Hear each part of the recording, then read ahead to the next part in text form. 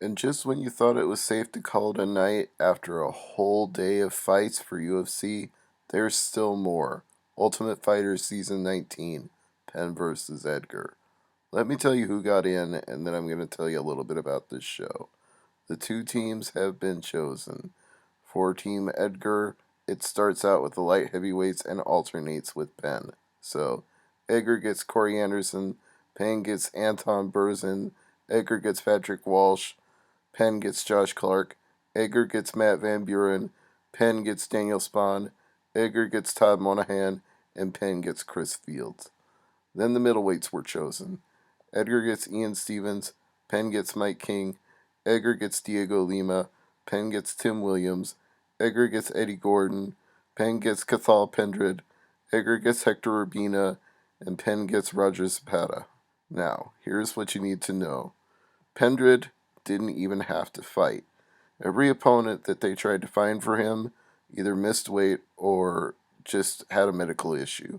So Pendred becomes the first guy in Ultimate Fighter history to get a bye.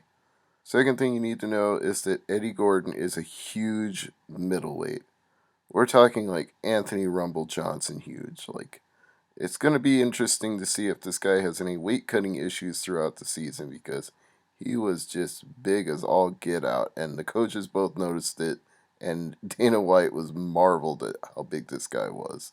Chris Fields actually advanced to the show by freak injury when his opponent blew out his knee, so they came up with the idea that it was the luck of the Irish because both he and Pendred are from Dublin, Ireland. In fact, that's what Pendred said to Fields, so you can make of that what you will. It's their joke.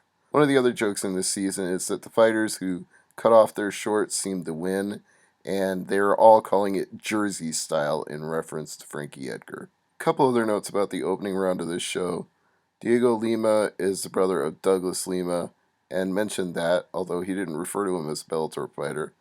But other Bellator fighters were featured on this show. Killian Unson just fought in Bellator 2 weeks ago, and here he was again fighting Corey Anderson, which made it kind of telling that Anunson wasn't getting onto the show, because you figured he wouldn't have been fighting for Bellator if he was contractually locked up someplace else.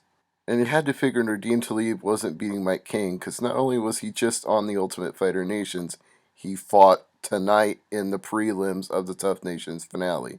So again, if he was already on the next season, then he probably wouldn't have been on TV earlier. So yeah, you knew Talib was not making this round of Ultimate Fighter.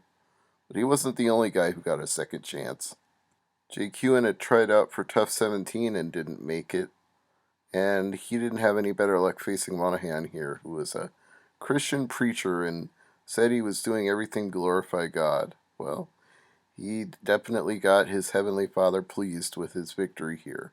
The other guy from Tough 17 who got a second chance is Tim Williams, and he advanced over his Serbian opponent whose name I'm not even going to try to pronounce. Sorry, dude.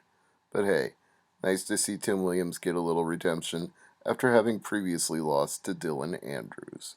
One final note, former Bellator champion Lyman Good got beaten by Ian Stevens in a qualifying round fight, and everybody was making fun of the fact that he was a former Bellator champion, which, if you ask me, is a little unfair, since Lyman Good hasn't been a Bellator champion since 2010. That would be like having a qualifying fight against Chuck Liddell and then making fun of him for being a former champion.